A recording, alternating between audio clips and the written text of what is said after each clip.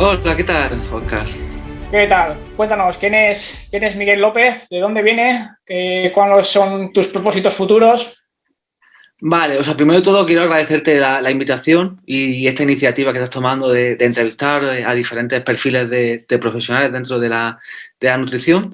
Y dicho esto, o sea, al final la pregunta que me has comentado, o sea, lo de quién es Miguel, al final Miguel no deja de ser un chico que yo creo que como se puede ver en mis redes sociales, que le apasiona todo el tema de la nutrición, todo el tema de la alimentación. Podríamos decir que soy un friki dentro de la alimentación o de la nutrición. Y realmente, o sea, yo soy dietista nutricionista, hice el grado en Granada y ya posteriormente sí que empecé teniendo claro inicialmente que yo quería dedicarme al tema de investigación, pues hice un máster oficial con esa pretensión para ya iniciar en lo que me encuentro actualmente, que es realizando una tesis doctoral en ciencia de la alimentación, que si ahora sí que después hablamos un poquito más en concreto de mi investigación o en qué me encuentro haciendo actualmente. Y de la misma forma compagino todo esto o toda esta investigación justamente, pues, digamos, con la otra vertiente un poco del grado de nutrición humana y dietética, que es un poco el tema de la clínica o la consulta, ya que valga la redundancia, paso consulta en un centro de entrenamiento personal aquí en Madrid y creo que me da una visión pues bastante interesante tanto de esa parte más de investigación como de la clínica.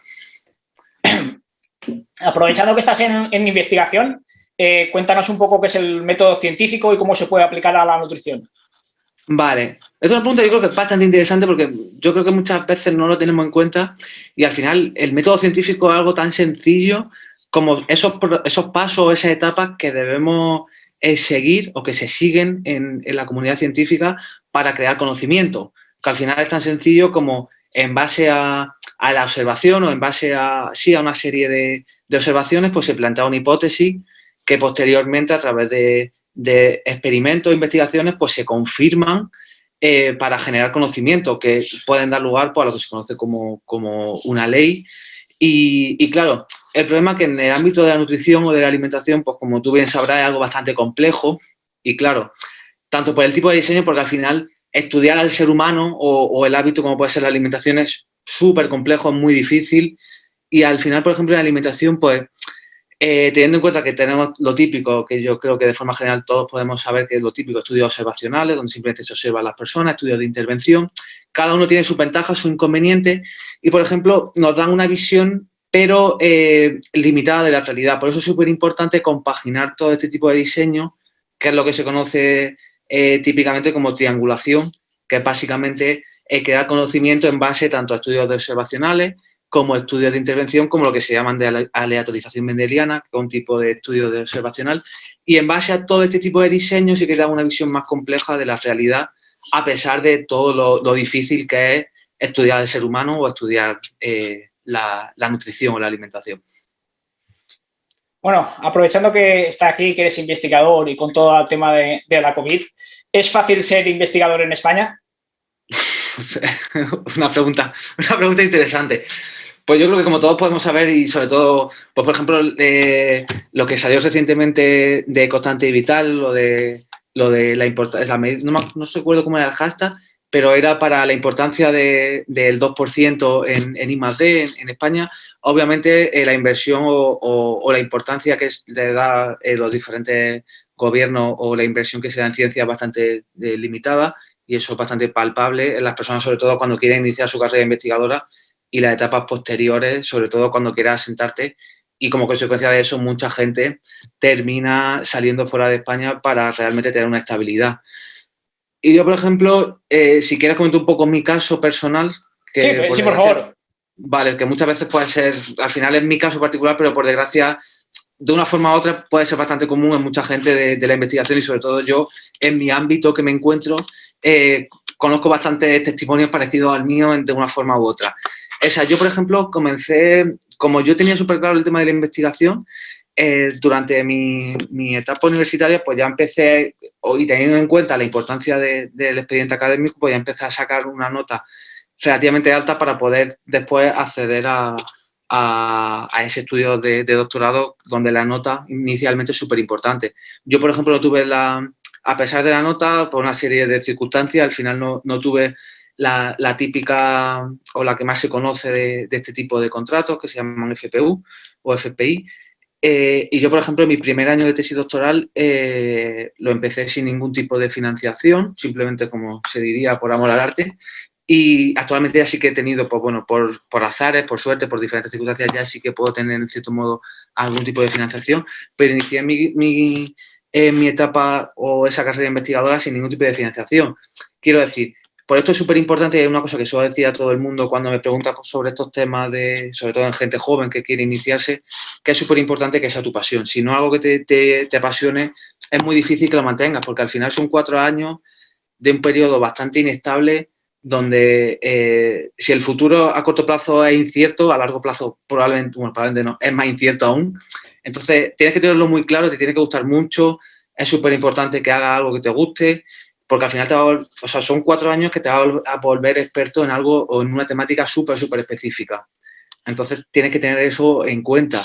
Y claro, a mí yo, por ejemplo, en el ámbito en el que me encuentro por mi alrededor, yo conozco gente que al final estaba o se ha metido en una burbuja o comenzó esa carrera investigadora, su tesis doctoral, realmente no era algo que le gustaba en lo suficiente o no se sentía cómodo o en el ambiente de trabajo no estaba. Y yo conozco gente que con contratos, dígase FPU o contratos similares, es decir, con una financiación precaria, pero podemos decir que es estable dentro de la situación, terminaron dejando su tesis doctoral porque no era algo que le llenaba, que no le era gratificante, también por el tema de estrés.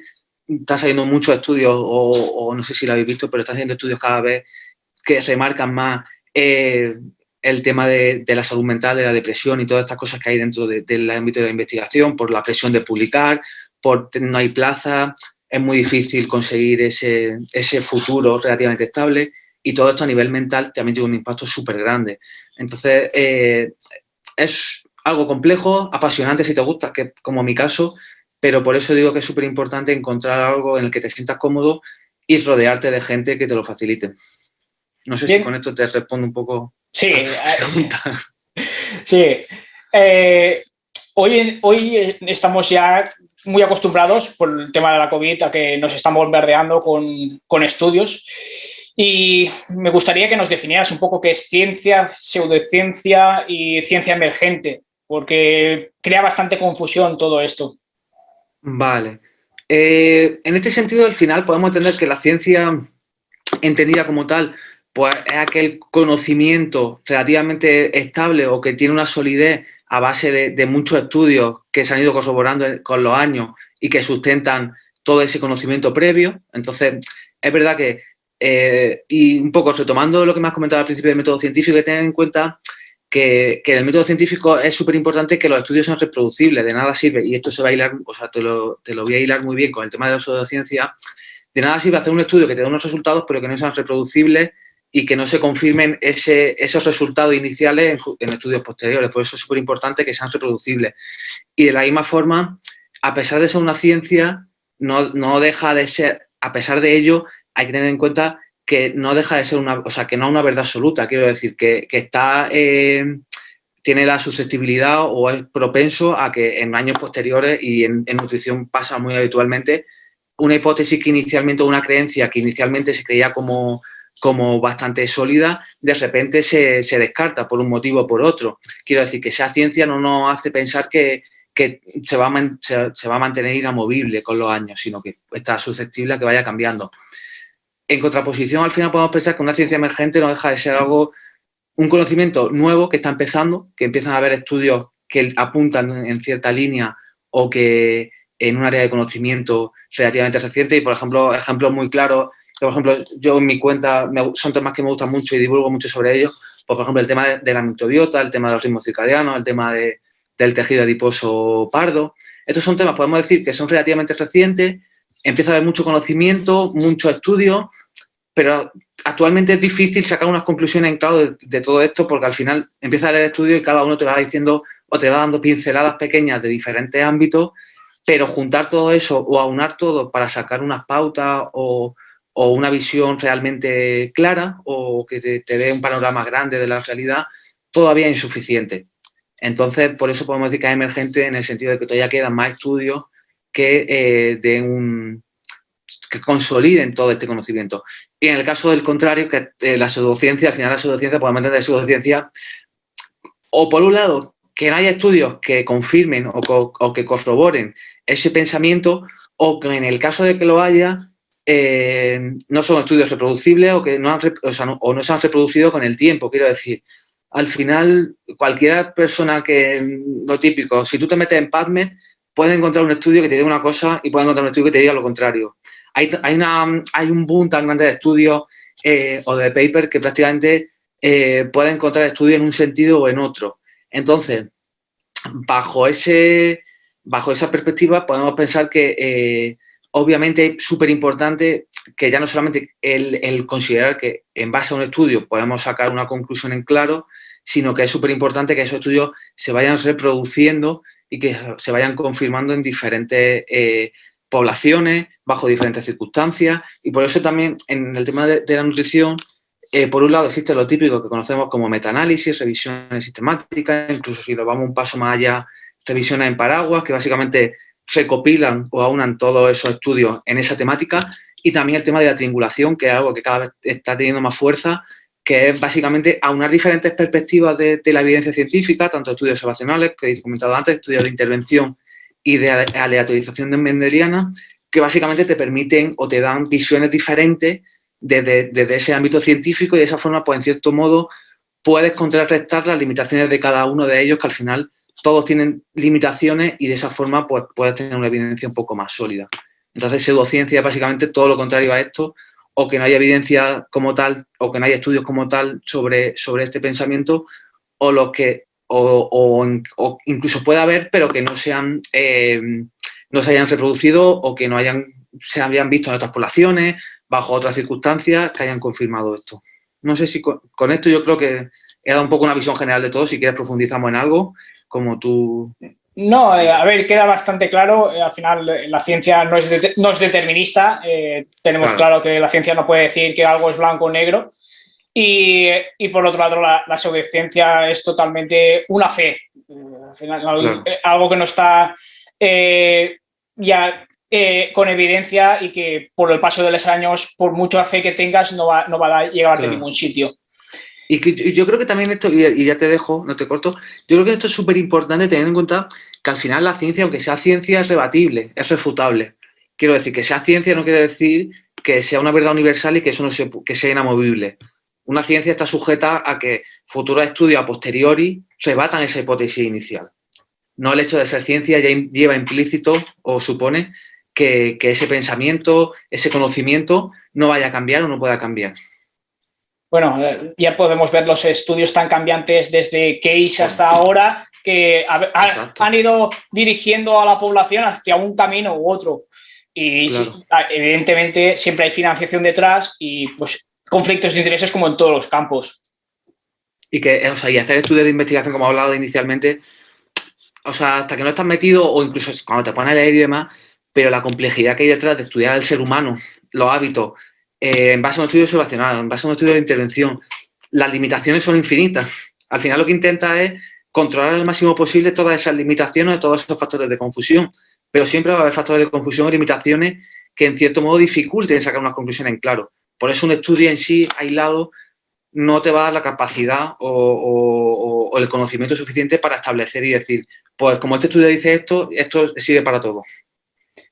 Pues hablando de investigación, háblanos un poquito del campo de investigación en el que estás tú y en qué estés trabajando, y un poquito los resultados que tenéis, lo que se pueda decir.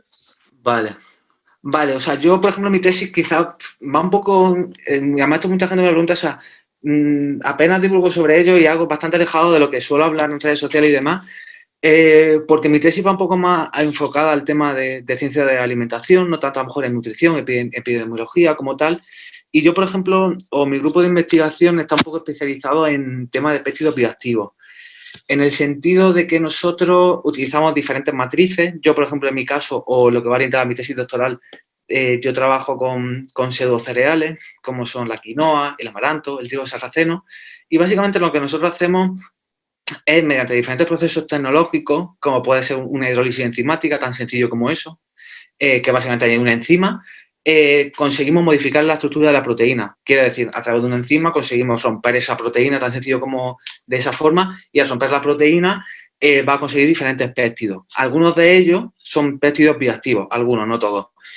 Y de esa forma, por un lado, conseguimos esa vertiente funcional, que ahora si quieres hablamos un poco más sobre qué son péptidos bioactivos o qué significa esto, pero por otro lado, al cambiar esa estructura de la proteína, lo que conseguimos, por otro lado, son sabores diferentes, o sea, esa capacidad, o sea, esas propiedades sensoriales o organolépticas se modifican, tanto la textura como el sabor. Eso conseguimos modificarlo, haciendo poder obtener, en principio, tanto alimentos funcionales como alimentos con unas propiedades organolépticas mejoradas o diferentes, en cierto modo.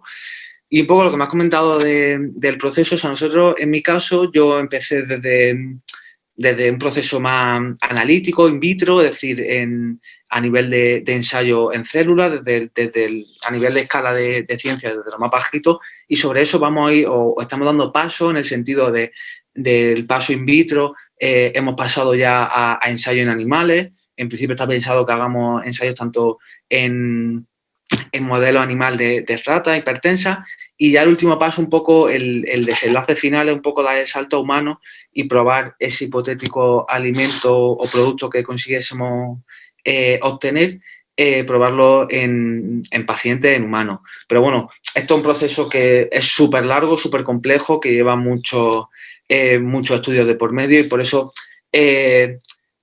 por ejemplo, en nuestro caso, el ser alimentos no es tan complejo, pero obviamente para conseguir acceder o hacer un ensayo en humano, y yo creo que todos hemos podido ver con todo el tema de la vacuna y demás, tiene que haber muchos ensayos previos en animales, en modelos experimentales inferiores en el sentido de evidencia científica, para dar el salto humano o conseguir ese paso sustancial. Y en ese momento nos encontramos un poco en el paso intermedio. Pues explícanos un poco qué son los péptidos bioactivos para aquel que no lo sepa. Vale, o sea, los péptidos bioactivos al final no dejan de ser diferentes estructuras proteicas que sostienen a partir de una proteína madre, una proteína original, como puede ser en mi caso la que pueden tener los pseudocereales, y a través de diferentes procesos, como puede ser una hidrólisis enzimática, que es esa enzima, que básicamente es algo que se produce en nuestra digestión con las enzimas que tenemos en nuestro tracto gastrointestinal.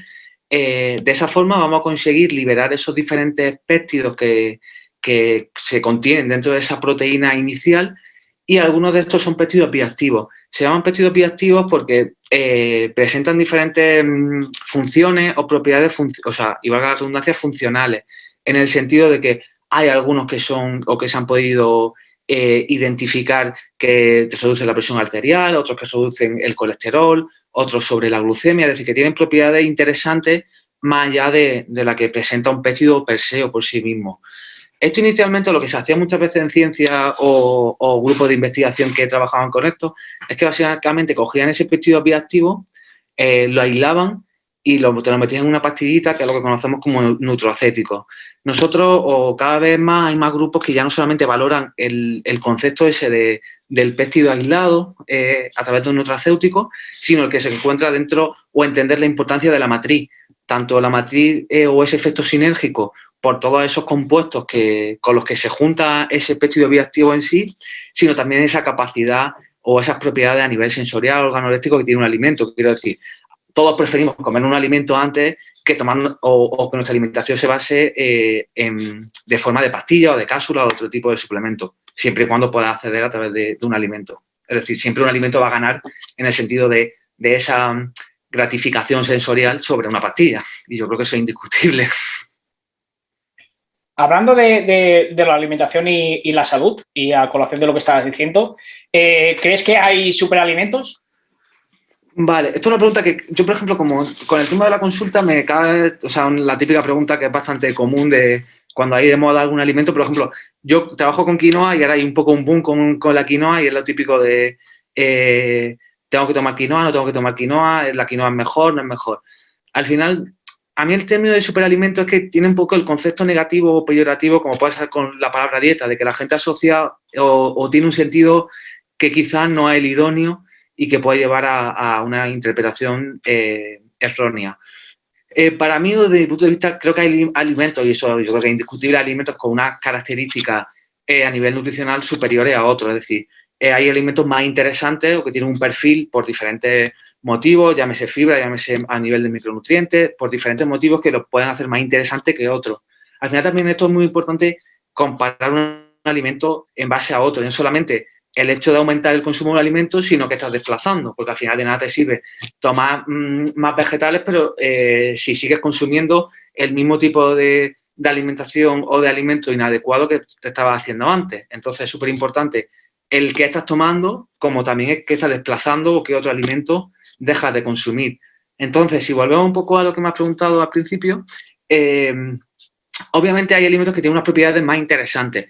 Esto quizá tiene el problema de que mucha gente, o cuando partimos de que hay alimentos un poco mejores o que tienen unas propiedades más interesantes, que lo malinterpreten o que lo lleven a la asociación de superalimentos y que genere ese efecto halo un poco de pensar que por tomar ese alimento ya van a suplir, o que por un lado pueden tomar más cantidad de ese alimento porque es más sano, o que como toman ese alimento todo lo demás da igual.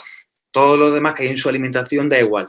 Y, por ejemplo, y en el caso más claro, por ejemplo, que es con lo que yo más estudio, que es, por ejemplo, la quinoa es cierto que no es un cereal, es un pseudocereal, porque no tiene, o sea, a nivel botánico no se considera un cereal, y es verdad que a nivel de propiedades, a nivel de propiedades, a nivel nutricional, tiene unas características que lo hacen quizá más interesante que otros cereales.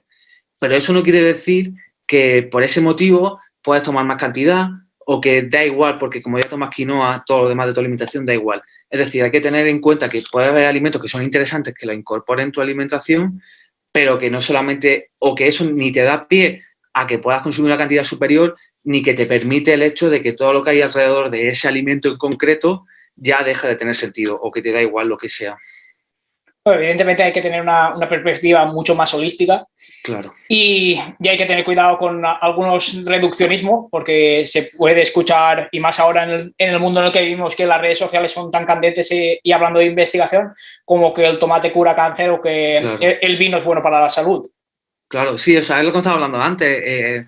Hay, por ejemplo, un estudio que es muy curioso que evaluó los taninos del vino para todo el tema de la infección, o sea, del proceso de la COVID y de todo el tema de la infección consecuencia de la COVID. Básicamente, en este estudio cogieron los taninos a nivel in vitro y en células y inyectaron los taninos en una dosis muy alta, que probablemente no está en una matriz o unas cantidades moderadas de vino.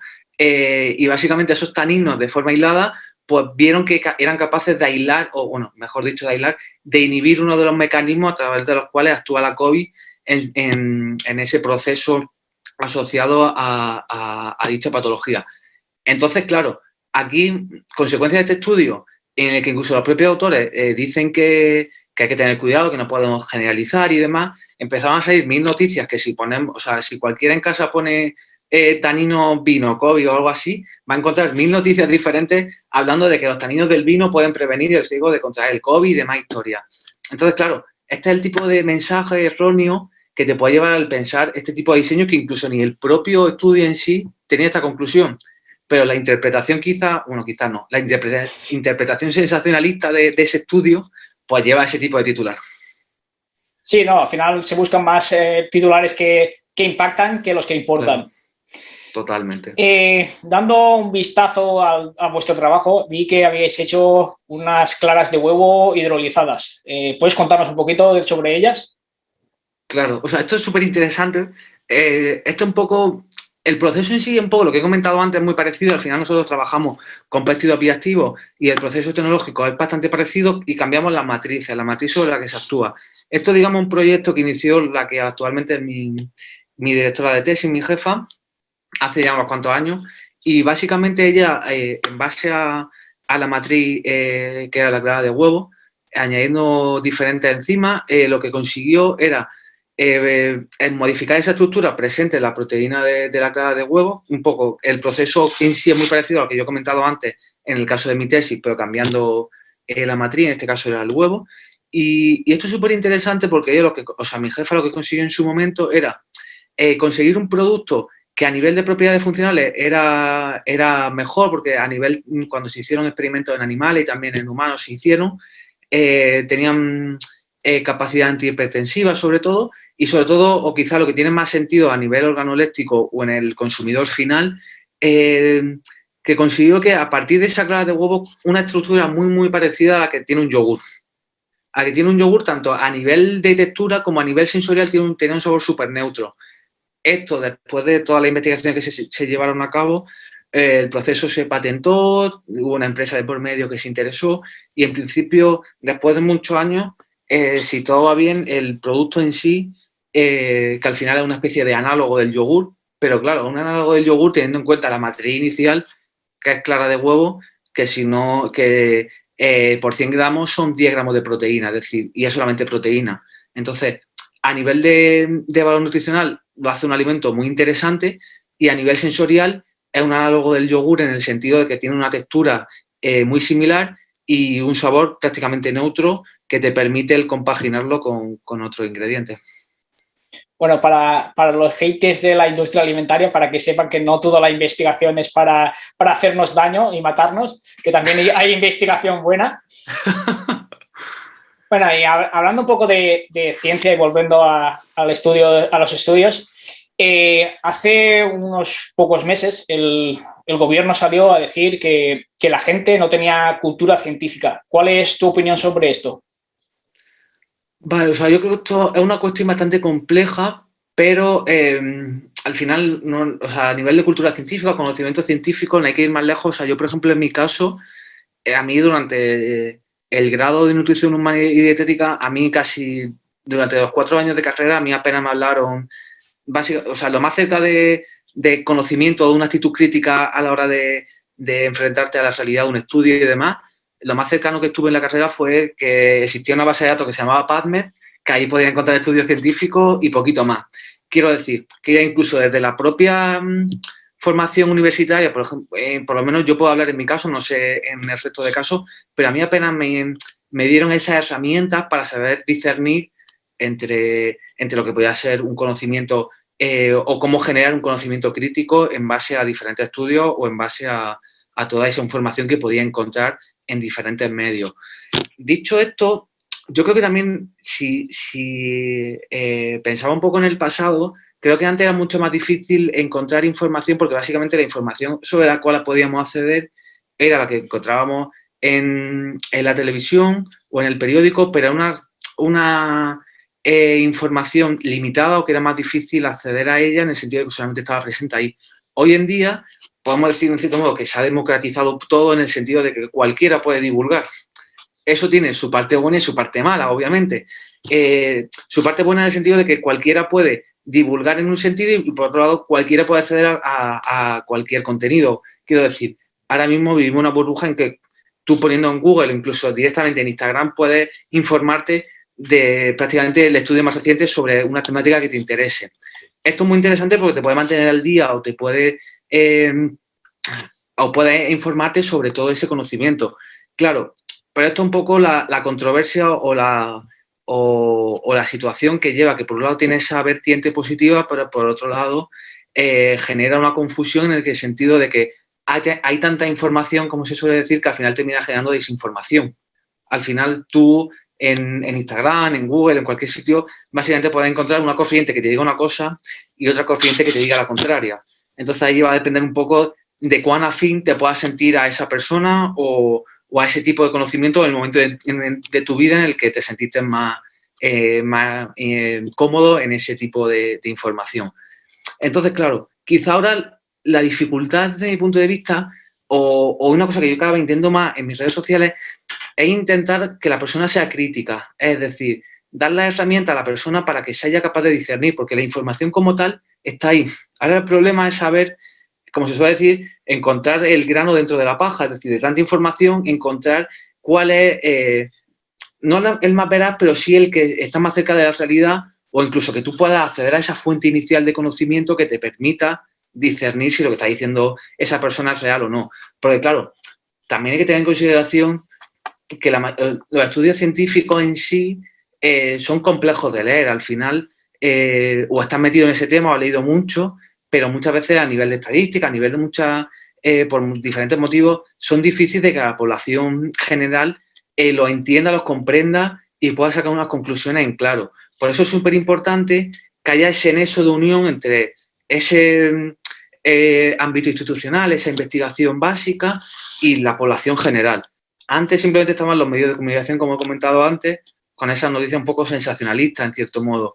Hoy en día, pues hay muchas formas de informarte. El problema que en ese nexo de unión entre el ámbito más científico y la población general hay una diversidad de mensajes o de formas de transmitirla de todo tipo.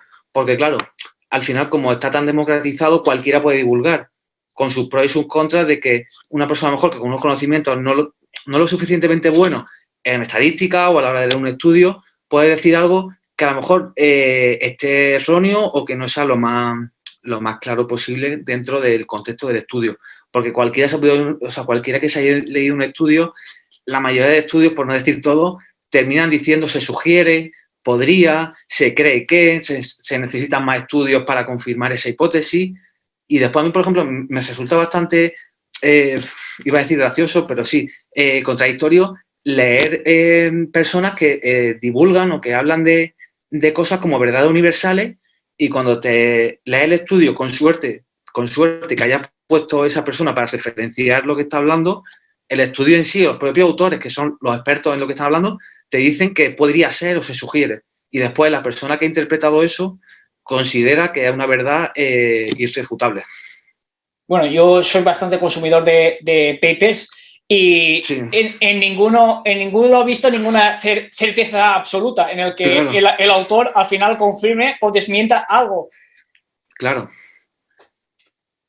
A mí lo que me parece que esto es un poco el teléfono roto y se va pasando el mensaje de uno a otro, de uno a otro, de uno a otro. Y cuando llega al final, al público general, que como bien dices, no tiene ese conocimiento para tener ese sentido crítico, pues llega bastante disperso. Muchas veces desafortunado y pues a veces hay fines lucrativos que la gente aprovecha ese tirón de algún producto o de alguna cosa para hacer ese marketing. Pero bueno, ahí está personas como tú para que nos saquen de estos embrollos. Habías comentado antes que te viste empujado un poco a la consulta por el tema económico. ¿Qué es lo más positivo que sacas de la consulta? Para mí, la consulta ha sido, como te he comentado, a mí, por ejemplo, inicialmente yo tenía súper claro, como te he dicho al principio, que a mí lo que más me llenaba, lo que quería enfocar mi futuro laboral, en cierto modo, era la investigación, porque era lo que más me gustaba. Me vi un poco al principio abocado, por decir de alguna forma, al tema de la consulta como un medio de supervivencia ante la imposibilidad de hacer investigación de forma remunerada. Entonces, la consulta empezó como un plan B inicialmente, pero realmente ha sido una cosa que, conforme ha ido pasando el tiempo, ya llevo 3 años, si no me equivoco, pasando consulta, algo que cada vez me va gustando más y ahora mismo me gustaría el día de mañana mantener en mayor o menor medida la consulta porque creo que te da una visión única de la realidad. Te da una visión única de la realidad porque yo empecé a pasar consulta justamente después de terminar el máster, unos meses después de terminar el máster. Yo hasta entonces era una persona, como he dicho al principio, que me considero una persona curiosa en el sentido de que me gusta leer 1000 estudios, leo un montón, y yo hasta ese entonces leía un montón. Claro, cuando tú intentas traducir todos esos estudios a la realidad de una consulta, te lleva un golpe de realidad impresionante. Porque al final lo que te dice un estudio, que es como lo mejor o lo más óptimo, cuando lo lleva al pie de calle, ahí cambia por completo. Y de nada sirve algo que sea, digamos, lo ideal o lo que, pues a lo mejor en el caso de la pérdida de grasa o de la composición corporal, que te diga que sea lo más óptimo, lo más eficaz, si por una razón u otra esa persona no lo puede hacer o no lo va a hacer. O hay otros detonantes que le imposibilitan hacerlo. Entonces, ese golpe de realidad o esa visión mucho más amplia, mucho más holística, como has dicho tú antes, es brutal, porque ahí te permite compaginar o entender que ya no solamente lo que te dice la evidencia científica más actual, sino lo que hay en la realidad de la calle y sobre todo extrapolar todo eso al ciudadano medio. Y en este sentido también hay que tener en cuenta que al final un estudio científico no deja de ser una muestra de una población X en la cual se hace la media. Quiero decir que una determinada estrategia dietética, llámese dieta vegana, cetogénica, la que sea, obtenga mejores resultados en algún tipo de marcador, no quiere decir que en ese estudio todas las personas de ese estudio tuviesen ese desenlace o ese resultado. Eso quiere decir que es la media. Obviamente habrá personas que por un motivo u otro les vengan, o sea, obtuvieron mejores resultados o obtuvieron peores resultados.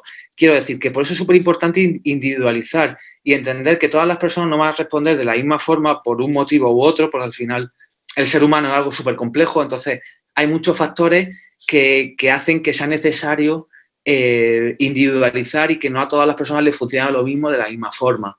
Entonces, la consulta para mí, desde mi punto de vista, te da una visión totalmente mucho más amplia de lo que encuentras dentro de un estudio científico, pero siempre y cuando intentar partir de la base de esa evidencia o ese conocimiento y de ahí intentar llevarlo a la práctica.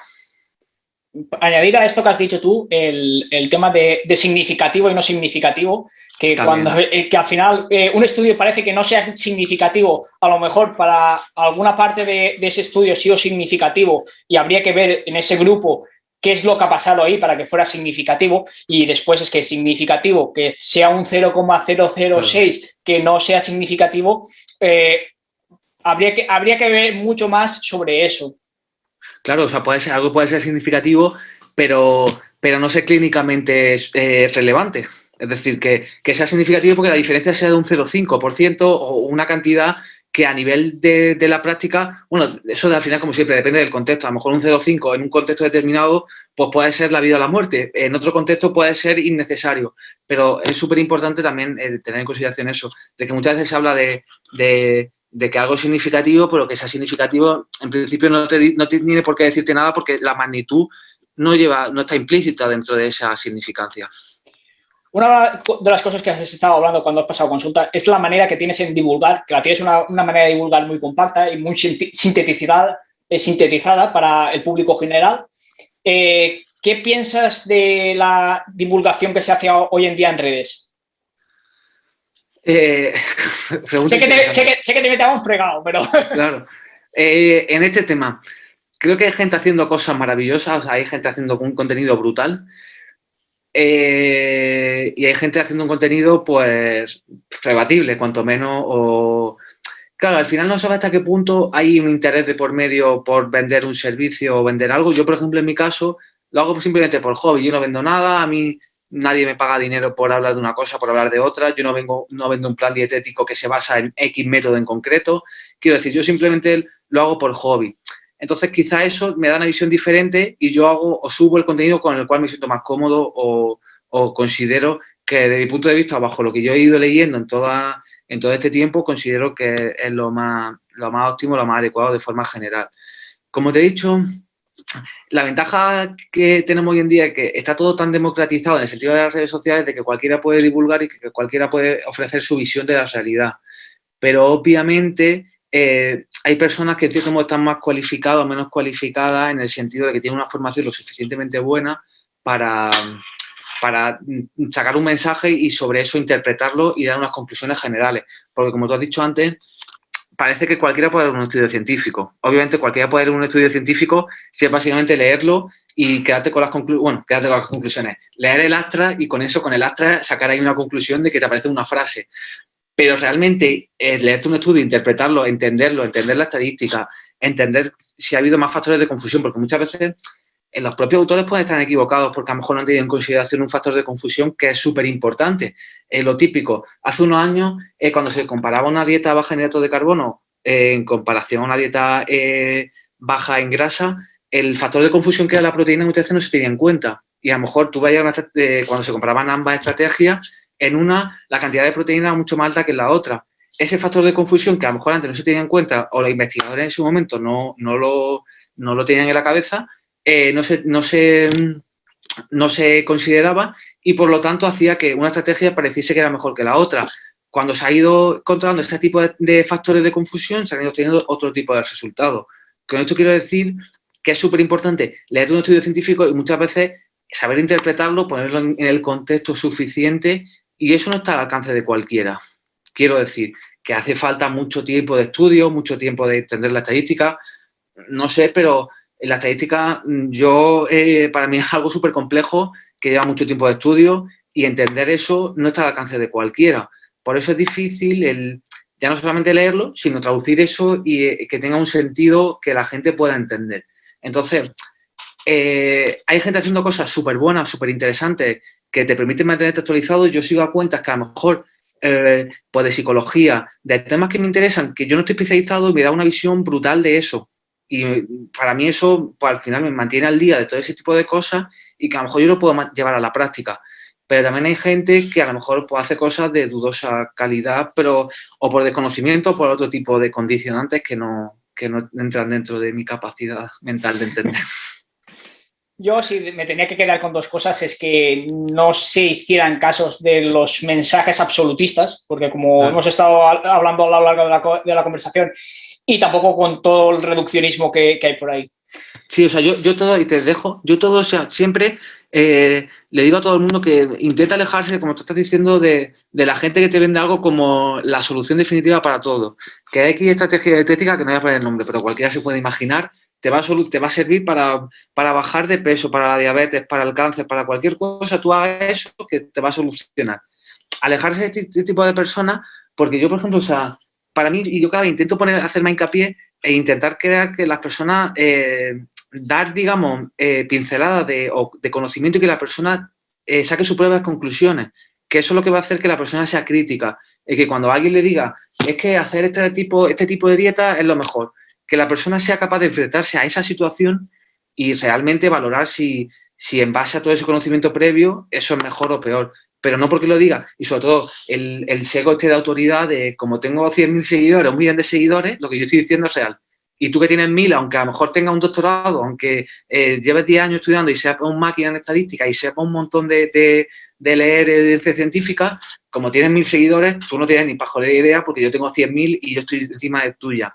Entonces, alejarse de ese tipo de mensajes e intentar acercarse o en mayor medida a personas que te vean o que te pongan la realidad de que es mucho más compleja de lo que es. Yo, por ejemplo, en todas mis... Yo cada vez, y además que yo lo mido en milímetros, yo cuando en lo típico de los verbos de podría, sugieren, ese tipo de cosas, porque ya te dan una idea de que no es todo tan sencillo o no es todo tan irrebatible o irrefutable como hemos empezado a hablar con el método científico para sacar una verdad que es absoluta y para todo.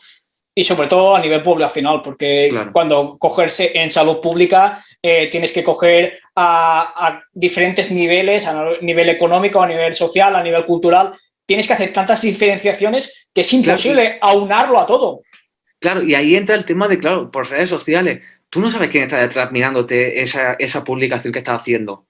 No sabes si esa persona a lo mejor viene de un trastorno de la conducta alimentaria, no tiene los suficientes medios económicos para lo que sea que tú estés vendiendo. No sabes la persona que hay detrás de esa publicación y el impacto que le puede generar. Por eso, todavía más, o bajo esa consecuencia, o con esa situación, se tiene que tener mucho más cuidado con el tipo de mensaje que se da. Porque a lo mejor si tú lo haces en tu consulta con la persona delante, al final tu impacto es 1. Pero si tú lo haces en una cuenta con 100.000 seguidores, el impacto es infinito. Y cada persona no sabe de dónde viene, no sabe las causas o las consecuencias que le puede generar. Y ahora que en esto que simplemente, y aun teniendo 20 seguidores, tú haces algo viral, haces algo viral, se comparte millones de veces y ese mensaje ha llegado a la población y no sabes el daño que puede causar. Claro, y además ahora las redes sociales están un poco enfocadas a intentar que todo se viralice, que al final mucha gente se ve empujada por intentar tener más repercusión a hacer contenido que sea viralizable, por decirlo de alguna forma, y al final ese tipo de contenido es un contenido más de verdad absoluta, de esto es lo mejor para todos, que un tipo de contenido, porque al final un tipo de contenido que te explique todo mucho más complejo, de que a lo mejor puede que sí, pero depende de la persona, ese tipo de mensaje, pues a lo mejor no se viraliza tanto que uno que te diga, si haces esta estrategia dietética, te sirve para todo. Evidentemente, si te dijeran en todo depende, no venderías. Claro, y eso no se viraliza como lo otro. Parece que hay dos vertientes, o hay varias vertientes, pero hay dos claras y definidas, que son los pro-investigación y los contra-investigación. ¿Qué bueno y qué malo ves de cada una? Claro, o sea, yo, por ejemplo, que con esto parece como que es todo blanco o negro, y realmente no tiene que ser todo blanco o negro, o sea, Yo no. Yo, por ejemplo, en mi caso, yo creo que estoy un poco en la parte intermedia, quiero decir. Yo intento aunar tanto ese conocimiento más científico, que tanto por profesión, porque con el tema de la tesis doctoral, pero por hobby, porque leo muchísimo a nivel de estudio científico, lo tengo, pero también intentar, bajo ese conocimiento científico, llevarlo a la práctica y traducir eso en base a la persona. Quiero decir, son dos visiones que parece que tienen que ser una u otra, que se tienen que confrontar, pero creo que son dos visiones súper importantes a la hora de combinar ambas y que no tiene que ser una a la otra, sino que ambas son súper importantes a la hora de llevarlo a la práctica. De nada sirve que un estudio científico, como he dicho antes, te diga que esto o que esa estrategia dietética o que este suplemento es lo mejor para conseguir X objetivo, si por un motivo u otro, cuando lleva a la práctica esa persona, por lo que sea, no lo puede hacer o no le ejerce ese beneficio que hipotéticamente ese estudio te lo decía. Y por el contrario, el conocimiento científico te permite para, en población general, partir de un conocimiento, o sea, de partir de una base, de una información, y eso traducirlo a la persona. Obviamente, no inventarte cosas que incluso, y sobre todo cuando estás jugando con la salud de las personas, porque al final parece como que la alimentación es solamente algo de estética, pero estás jugando con la salud de las personas que tú, sobre todo cuando eres un profesional que pauta una alimentación, que al final eso tiene un impacto sobre la salud de esa persona. Entonces también hay que tener mucho cuidado con lo que se pauta y con lo que se marca a una persona, sobre todo cuando hay una patología de por medio. Entonces, si parte de ese conocimiento científico, en cierto modo te da un cierto respaldo para que eso en principio, tanto te puede ser útil para esa persona. Y sobre ese conocimiento previo, pues ya lo va individualizando en el contexto de ese sujeto en concreto. Yo en esto siempre me gusta resumir, y si quieres matizar algo lo matizas, en que, como bien has dicho al principio, toda la evidencia parte de una observación. Claro. Entonces, si ya estamos diciendo que los que van en contra de la investigación, si han visto algo, ya están haciendo ciencia, están observando. Y la observación forma parte de la ciencia. Claro, por eso no se puede diferir entre unos y otros. Claro, es que parece como que la ciencia es como algo totalmente alejado de la realidad y al final los sujetos del estudio son personas, como tú, como yo, que en un momento X entraron en un estudio y participaron en ese estudio. Pero parece como que un estudio científico está totalmente alejado de lo que es la realidad y se hace un laboratorio con gente súper extraña haciendo cosas que están totalmente alejados de la población común cuando son personas como cualquiera de nosotros. Y eso te da más rigurosidad a la hora de que, sobre todo cuando por eso el tamaño muestral, las personas que se estudian es súper importante. Cuanto más personas estudies, pues más certeza te pueden dar de que eso relativamente tiene un resultado que para lo que estás evaluando, pues tiene un efecto. Y terminando un poquito, me gustaría que dieras algunos consejos o tips para la persona que nos esté escuchando para mejorar su salud de forma global. Consejo. O sea, yo, por ejemplo, para lo que dice todo el mundo, pero es que para mí es fundamental y algo que yo, por ejemplo, al final yo me leo 1000 estudios de 1000 estrategias dietéticas, 1000 cosas, que este suplemento, que esto, o que este X suplemento, o que X estrategia puede ser mejor para una cosa o para otra, pero una cosa que yo en la consulta cada vez me doy más cuenta que es que es fundamental individualizar en base al contexto. El contexto para mí es fundamental. O sea, en función de esa persona, de esas necesidades, buscar esa alimentación, ese ejercicio, ese tipo de cosas que son fundamentales para la salud de la persona, que sean lo más fáciles de compaginar con su estilo de vida. Yo, por ejemplo, como te he comentado antes de empezar, yo en la consulta cada vez me doy más cuenta de la importancia que tiene la salud mental detrás de todo el tema o la relación que tiene con la alimentación. La salud mental es fundamental. Entonces, de nada te sirve pautar una estrategia dietética que puede ser mejor o peor para una persona si a lo mejor ese aspecto o ese enfoque de cómo puede ser la salud mental no se tiene en cuenta. Por eso esa visión holística de todos esos aspectos de la realidad son fundamentales. Todo el tema del descanso. Hay tantas facetas que son importantes controlar, pero al final siempre las personas se obsesionan con cosas o detalles ínfimos que no tienen un impacto notorio sobre la realidad, lo típico. Se obsesionan con la cúspide de la pirámide, pero la base no la tienen en cuenta. Y al final es lo típico. A mí la consulta mucha gente cuando empieza, pero me han dicho que si, qué suplemento tengo que tomar. Y muchas veces se plantean antes de la alimentación, de mejorar la alimentación, si tienen que tomar un suplemento. Y, por ejemplo, pasa mucho, o ahora que está muy de moda, el tema de la melatonina. la melatonina puede ser un suplemento interesante, pero mucha gente se plantea a lo mejor tomar su melatonina antes de intentar mejorar su higiene del sueño. Antes de, por ejemplo, no irse a dormir con el móvil todo el rato antes de dormir, no estar todo el rato con una pantalla encendida por la noche. Es decir, mejorar su higiene del sueño, no tomar 10 cafés o lo típico de tomar un preentreno a las 5 de la tarde y tener su subidón de cafeína que te imposibilita dormir. Entonces, es como intentamos poner parche a 1000 situaciones y muchas veces antes de ir a la consecuencia, a la causa, mejor dicho, inicial que te lleva a ese problema. Y que muchas veces es mucho más sencillo de lo que creemos, pero claro, o sea, parece como que es más complejo, pero realmente no lo es. Con el tema de la melatonina, es una cosa que me pega muy adentro y es que es verdad. Al final trabajamos con pseudomedicamentos porque al final la melatonina es un medicamento, que por eso los comprimidos que se venden de manera como suplemento no superan el 1,9, porque a partir de 2 ya se considera como un medicamento.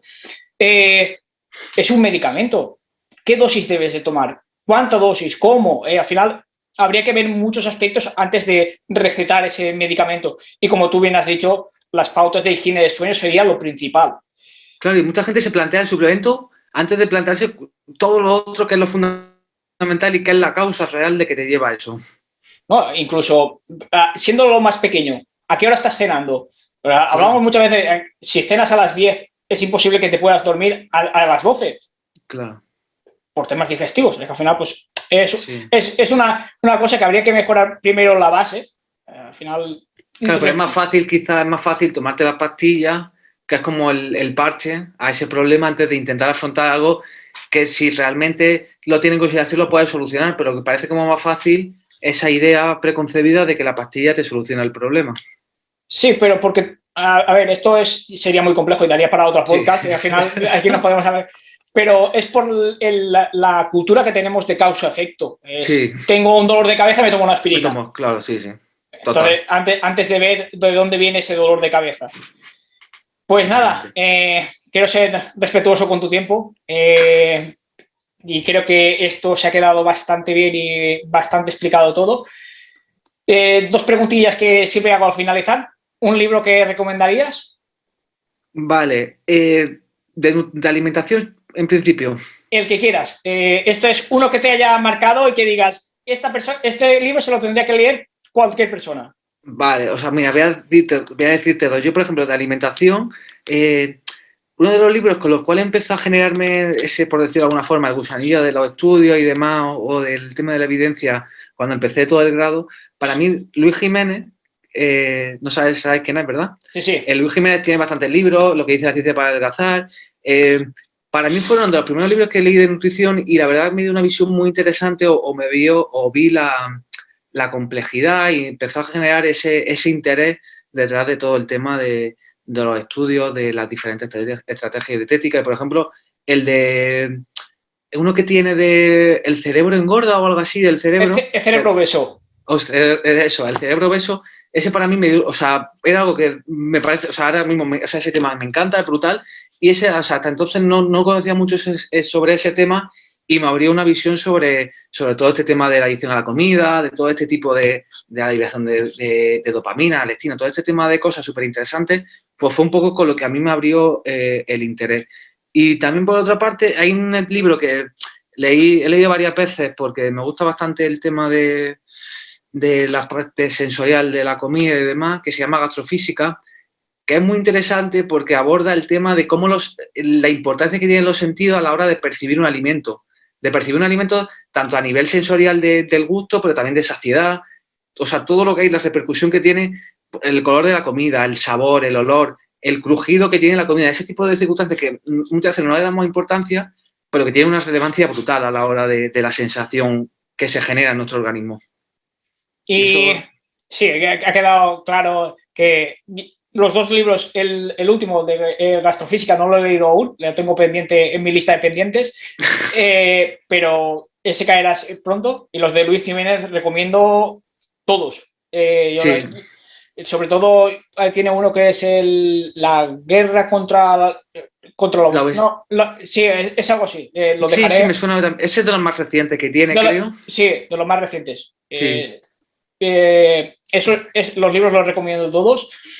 Y para ir finalizando, una persona que recomendarías para venir a este podcast. Pues es una persona que he conocido a través de redes sociales y que de vez en cuando hablo bastante con él y de verdad me parece una persona brillante en todos los sentidos, tanto a nivel personal como a nivel profesional, que es Adrián Castillo, que es uno de las caras visibles que hay, bueno, una de las caras que hay detrás de FISAT, que tanto a nivel, para mí, por ejemplo, él también es un ejemplo brutal de cómo aunar ese conocimiento científico, llevarlo, traducirlo a la población general. Para mí es el ejemplo perfecto de divulgación científica, de lo complejo. Él, por ejemplo, hace mucha divulgación, o los 3 personas que hay detrás de FISAT, hacen mucha divulgación a lo mejor con el tema del cáncer. El cáncer es algo que, como tú bien sabrás, es tiene una complejidad abismal. Intentar traducir eso a un lenguaje, primero, que sea común, que no sea dogmático, que sea fácil de comprender, es súper complejo, o sea, imposible, por no decir otra, o sea, es súper difícil. Y ellos consiguen hacer que, o sea, estudios o un conocimiento que sea muy difícil de interpretar y de acceder a la población general, lo consiga. Para mí y Adrián, que es un poco más la cara visible de todo FISAT, te los recomiendo para que vaya. Pues si estás escuchando esto, Adrián, ya sabes que eres el próximo invitado. Y nada, siempre me gusta decir la última frase, que es mejor hecho que perfecto. Tenemos que empezar a hacer las cosas y ya llegaremos a la perfección. Y muchísimas gracias por tu tiempo y quiero ser respetuoso con él. Muchas gracias por todo lo que nos has aportado. Y nada, muchas gracias, Miguel. A ti, o sea, a ti ha sido súper cómodo, se me ha pasado súper ameno y creo que ha quedado algo que tanto interesa, o sea, bastante interesante y que da una visión diferente de todo lo que se ve en redes sociales y demás. Volveremos a vernos pronto. Igualmente, chao. Chao.